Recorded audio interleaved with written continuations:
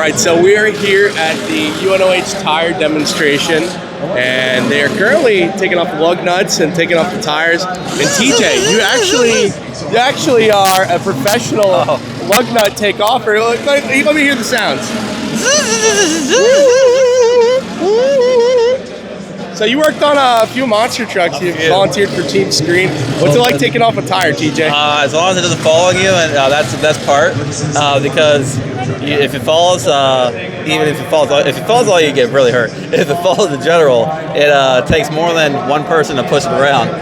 So you can easily do this pretty much with 1 or 2 people. Normally 2 people. One person pushes the tires off with their back basically to get it off the hub, and then they go back and forth until it's fully off. Right. And they use a hydraulic lift, right? Yes, the hydraulic lift at the front. That's normally why you have 2 people, because you want one to have the jack, and if they're not direct, flat land, if they're just outside in the back and they're on an angle, that jack is going to be your best friend because, and that other person, because they have to help you lift it up or lower it down and get the tire completely off. Exactly. And that's something people don't see a lot, is taking off the big tires. That's why they do the demonstration. Whenever you go to a monster truck display, they put it on the small tires, put it back in the trailer. That's typically when some people get to see it on small tires. Yeah, small tires, they don't show them in the stadiums a lot. Sometimes I don't think they actually ever have, when they do the demonstration, I don't think they've ever started them off of small tires. I feel like they should do that once or twice. That would be cool. Or they should do that more often, because even just a display truck. Yeah, even for a display truck, so you can actually see it better and understand that, hey, they come off in the haulers, off these little tires, not the big tires. And then they put these big tires on just for the love and the fun of freestyle. Awesome, dude. Well, I mean, that's equivalent of how it goes. You can see, I'm going to give a little zoom in there real quick. A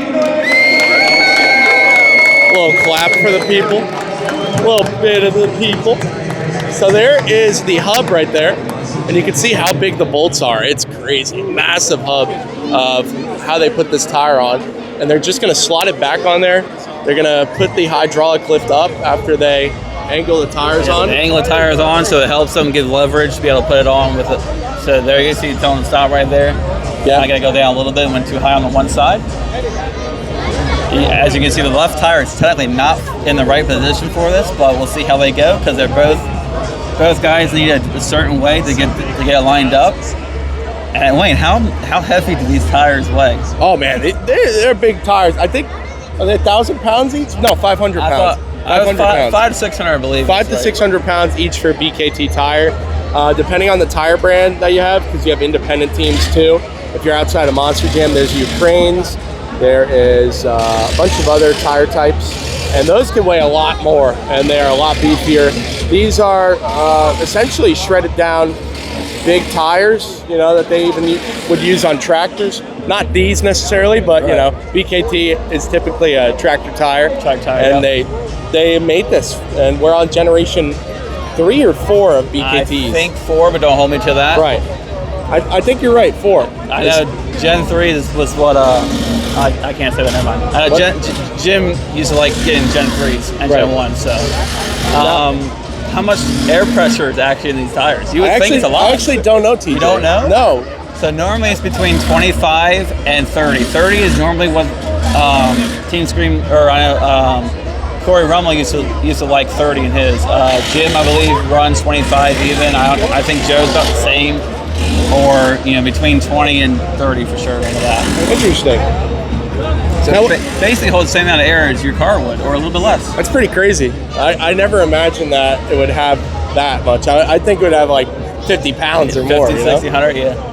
But I think it's just because how big the tires are that kind of compensates for the number. You don't really need that crazy amount, because when you think of it, you want more compression than you do bounce from the tires, right? Most of that, obviously, the tires are mainly there to get around. All that. The shocks is basically what deserves most of the impact and all that.